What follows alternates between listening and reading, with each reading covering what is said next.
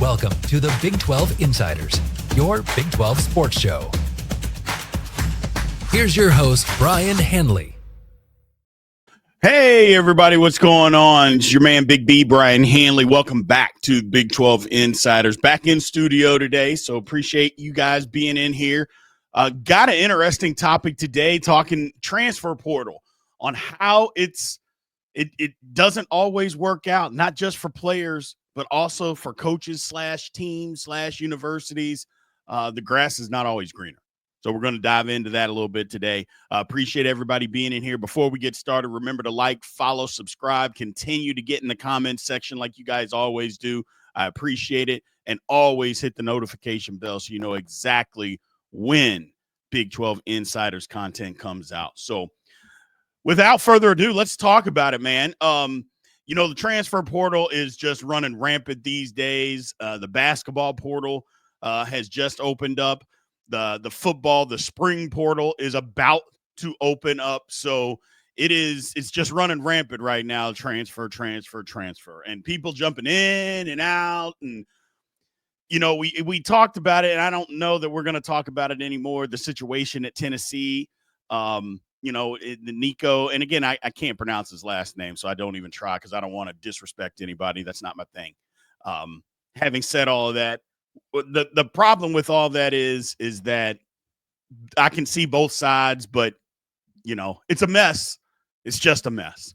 But specifically talking about the transfer portal, as far as players, we're going to talk about players and we're going to talk about schools. First, with the players, they jump in and out of this thing like they're changing underwear. That's part of the problem because there's no rules and regulations. So guys are just, hey, if somebody pays me $10 more, then I'm going to go, to a place where they're paying $10 more, because NIL and the transfer portal, clearly they work hand in hand. So teams or players, I should say, are going to the highest bidder a lot of times. Now you can say, hey, Big B, that's what it is. And you would be right. That is exactly what it is. It's just, it's free agency every single year with no rules, no regulations. That's what it is. People describe it as the wild, wild west. Well, yeah. I mean, if there's no rules, no regulations, no nothing, then you can do whatever you want. And that's what players are doing. But there is a big but to all of this. The grass is not always greener. How many times have we seen a guy go into the transfer portal only to jump into it again the very next year because either one, playing time wasn't what they thought it was going to be. Two, they brought somebody else in the very next year to replace you. So then you have to go into the transfer portal. The perfect example of that would be Malik Murphy. Malik Murphy, remember he was a backup quarterback behind Quinn Ewers at Texas. Had to play a couple of games 2 years ago when Ewers got hurt. Played pretty decent. Wasn't horrible. Pretty decent quarterback. He was highly recruited out of high school. At the time when he went to Texas, it was a steal.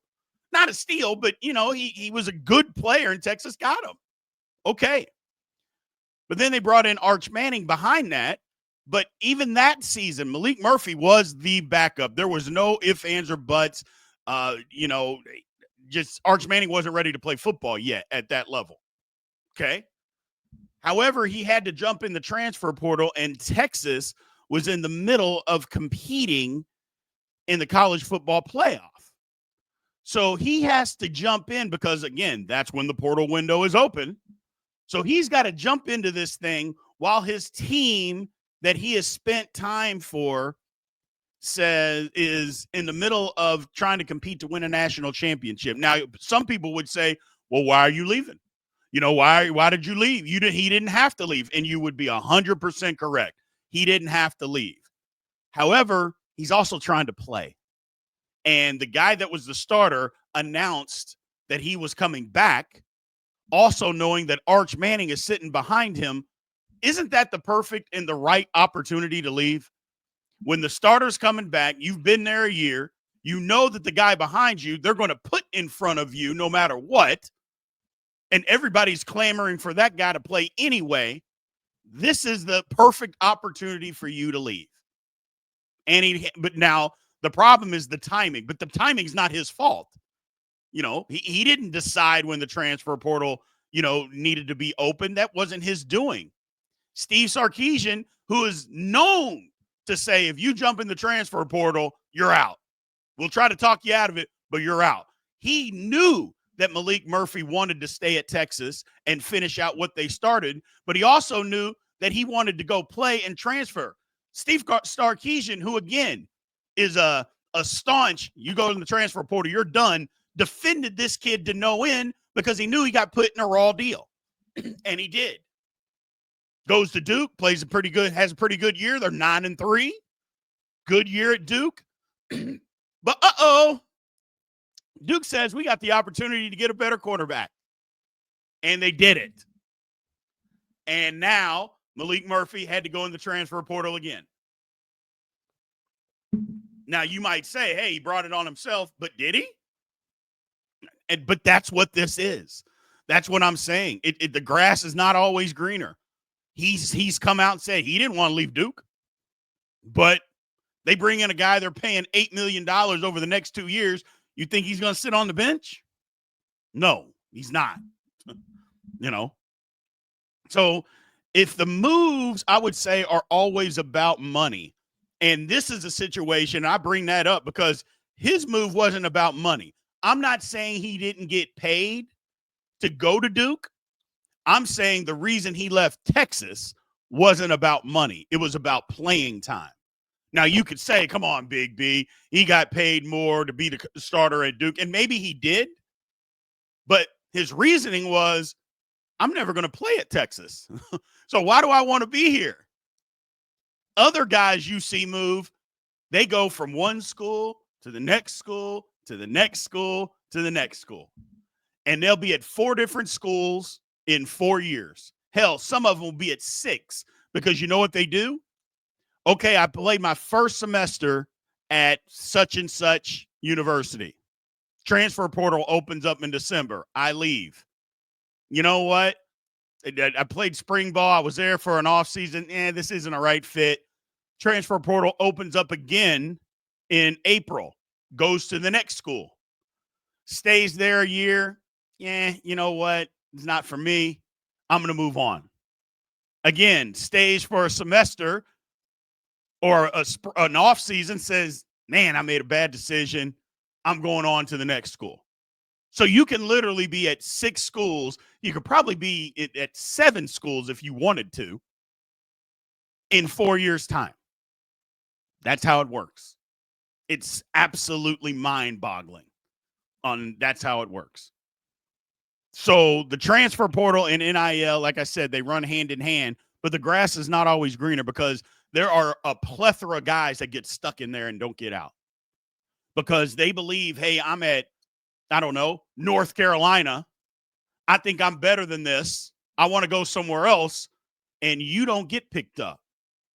And your pride doesn't allow you to drop down a level, even if it's still Division I football. You don't want to go from North Carolina to Bowling Green.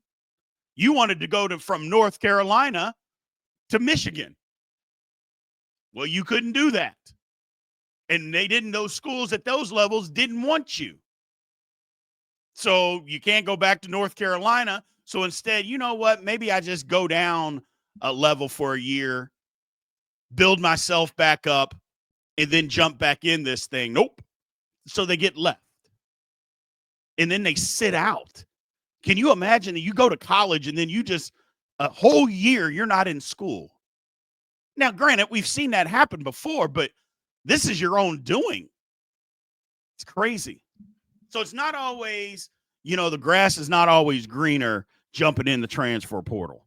And if you make it about money versus about fit, it usually just doesn't work out.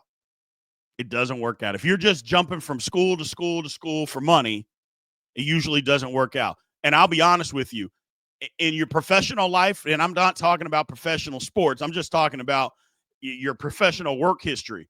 If you jump from job to job to job and you have 5 different jobs in 5 years, it usually doesn't work out for you when you're trying to land a home because they're going to look at your previous history. Why do you keep job hopping? Why do you keep moving from place to place to place? That employers don't like that. I'm sorry to say, employers are not interested in somebody that they're going to put time, effort, and money into, get them up to speed on their process. And even if you make them money, they're not wanting, oh, this guy's been at 5 places in 5 years. That does not inspire employers, people. So just maybe we should start passing that information along to these kids, because you can't tell me that they're not going to get into a situation or get into a mindset is a better word, not situation, a mindset of, yeah, you know what? I bounced around. I went to 4 different schools. I'll work at 5, 6 different jobs in the next 7 years. I'll just keep jumping around. This place offered me more money. This place offered me more money. Yeah, it doesn't usually work out that way. Because around the 3rd or 4th job, somebody's like, well, why have you had 3 or 4 jobs? Why are you job hopping? And you can explain all you want. Experienced employers are going to know you just went to the highest paycheck. Well, they don't want somebody that's gone to the highest paycheck every place that they've gone.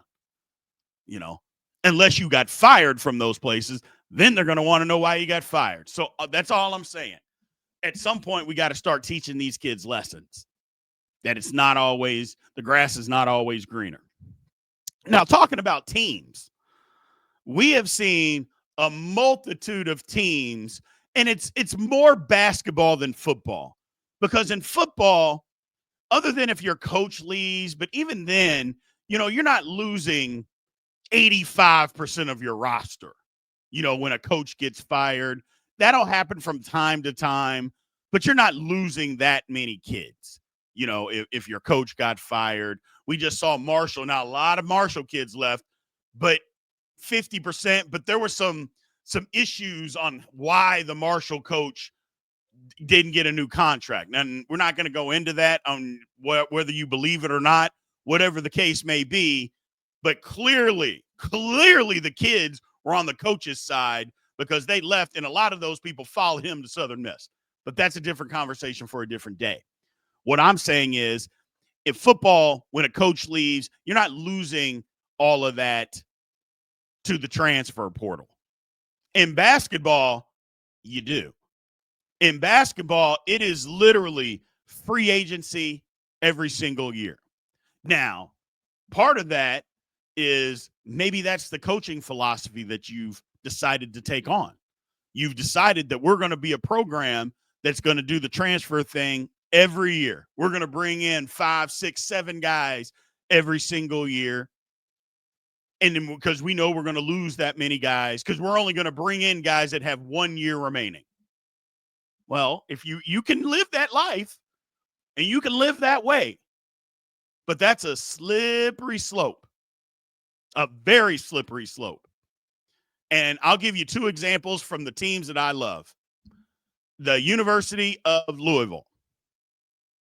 Pat Kelsey comes in, program has been in shambles. He's got to turn it around and try to turn it around as quick as he possibly can. The entire squad left. He had no players on the roster. Had to go get transfers from wherever he could find them. Did that. A lot of them were 1-year transfers. And they go from winning 8 games to 27. Make the NCAA tournament. Louisville's back on the map. Kansas State University has done it the last 2 years. Didn't have to. A couple people either left, got run off, tried to go in the transfer portal, didn't hit on a lot of the guys early. Then they go scrounging around, paying big money. They didn't build a team. And I said that all year about Jerome Tang. They didn't build a team. They just had a collection of players. Where in Louisville, yeah, they got new players, but it was based on his philosophy, and they built a team to complement each other. That didn't happen at Kansas State. 2 different trains of thoughts and 2 different results. Kansas State was a disaster, and it was a disaster last year too. That's the difference. You can't just go out when you build these rosters and just say, I'm just going to get, even if they're the best players, if you're not building a team based on your philosophy on how you're going to coach, it's not going to work. Hell, ask John Calipari that. He was doing it with freshmen. This wasn't even the transfer portal. He was just bringing in the most talented freshmen that he could find. And they were all talented. How many number one picks and first-round draft picks did they have? But you get into the tournament, they couldn't win it, because it's a bunch of freshmen. Doesn't work that way. Does not work that way. It's successful until the end, but you have to build a roster. You can't just just put any team together. You have to build a roster that's going to complement you, them, and what you're trying to get done, how you coach, how they fit into that. If you don't do that, see, in football, it's easier because you can just get a guy, you plug him in at left tackle, well, he's going to do what left tackles do. A left tackle doesn't need the quarterback to do anything for him to play left tackle. And I know what you're going to say. Well, what if he runs out of the pocket? Yeah, I'm just saying he doesn't need the quarterback to do anything for him to be successful. He just needs to play left tackle the best of his ability and block his guy. In basketball, if I'm a center, I need people to throw me the ball. Well, if they can't make entry passes, nobody on your team can make entry passes, I never get the ball, that's a problem. Screen and rolls, I screen, and they don't know how to hit me on the roll, and nobody can do that. It's a problem. You have a point guard on your team that, is more concerned about scoring than he is about getting everybody involved. And I play on the wing, I play off the ball, and my guy never gets me the ball, that's a problem. And so you have to be able to build it that way. And we're seeing a lot of coaches in basketball fall victim to just building teams versus building a roster. And that's what I say, a team versus a roster. You just put together a team, anybody, shirts and skins, versus an actual roster where, okay, we put some thought into this. We strategically got this guy,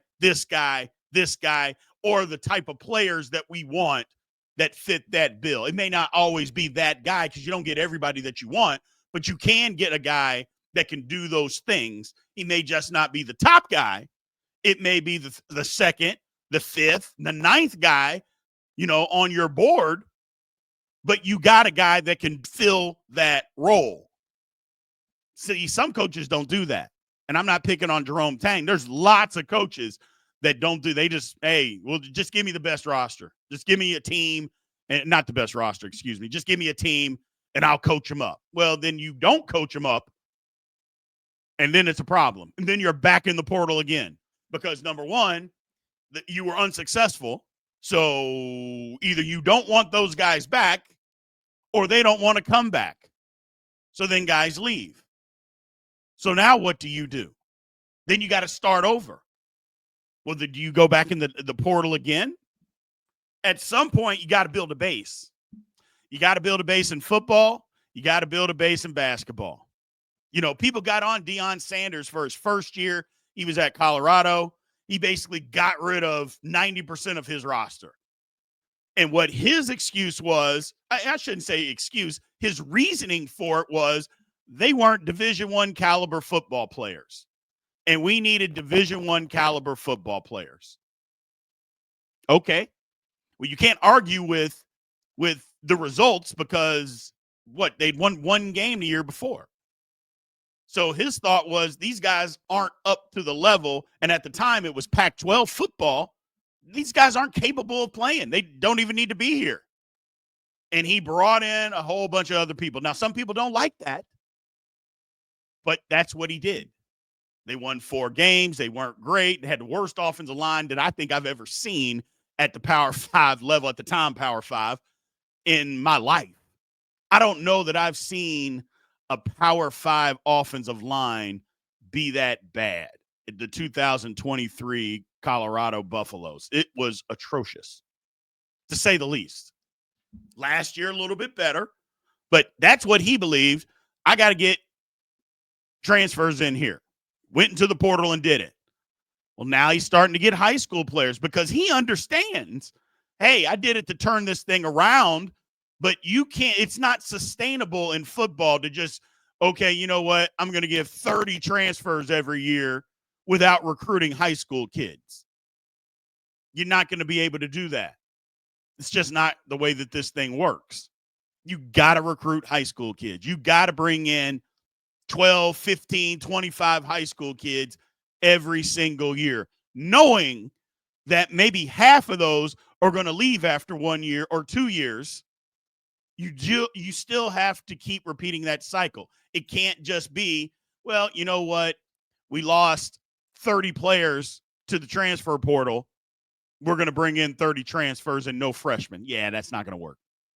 And Dion knew that. It's not going to work. That model is not sustainable. You got to have freshmen. It's not like basketball. It is not like basketball. Even in basketball, again, if you have to start over in hoops, I mean, what do? First of all, you have to make a decision to start over, and hopefully your athletic director and your president is on board with that, saying, hey, man, we got to start over. And when I mean start over, bunch of freshmen on the team, we got to get this thing rolling, but we can't just have, keep bringing in transfer after transfer after transfer. It's not sustainable. The one thing about basketball, I would say you probably are going to have 6 guys every year that are going to leave your program that you can bring in. But you know what? You don't have to bring in 6 transfers. You can always sign freshmen. You could bring in 3 freshmen every year, 3 freshmen, 3 transfers. You can do that. But the schools that try to just bring in nothing but transfers to replace those and never recruit anybody, it's a problem. It's also a problem because high school kids are starting to lose out on scholarships because, look, like it or not, coaches are coaching for their jobs. This is their livelihood. What would you rather do? Coach an 18-year-old, 4-star, 3-star prospect, or would you rather have a guy that's 22 years old, that's got a year or 2 left of eligibility, that's played 3 years of college basketball and has a little bit more maturity to him? That's an easy conversation. I mean, that's an easy decision, So you're missing out. Some of these guys are missing out on big-time scholarships, but until things change, it's just the way that it is.